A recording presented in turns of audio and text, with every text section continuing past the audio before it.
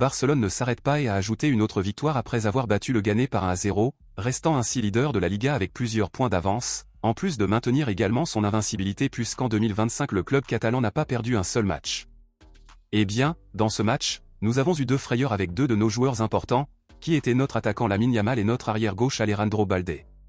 Lamine Yamal a été la cible de nombreuses fautes lors de ce match contre le Leganés, où il était clair que les joueurs de l'équipe adverse cherchaient à blesser notre garçon, cependant, à notre grande joie, même après avoir ressenti des douleurs après le match, Lamine Yamal a subi des examens médicaux et tout va bien pour notre garçon.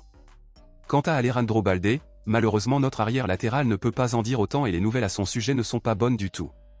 Balde a dû être remplacé pendant le match après avoir subi une faute grave, et après des examens médicaux, il a été confirmé que le joueur souffre d'une blessure au biceps fémoral et sera absent pendant 3 semaines. Perdant ainsi le match retour contre le Borussia Dortmund en Ligue des Champions le 15 et la finale de la Coupe du Roi contre le Real Madrid le 26.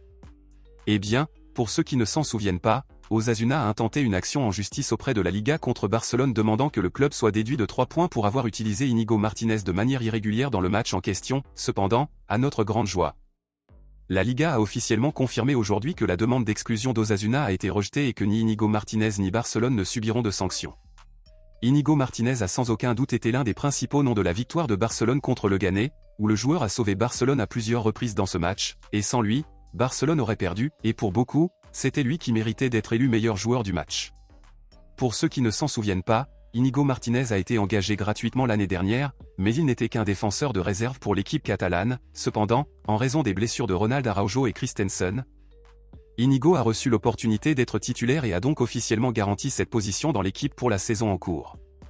Inigo Martinez a sans aucun doute été l'une des meilleures recrues de Barcelone, et le joueur a été considéré comme l'un des meilleurs défenseurs du monde cette saison, donc à votre avis, considérez-vous également Inigo Martinez comme l'un des meilleurs défenseurs du monde actuellement ou est-ce une exagération de dire cela?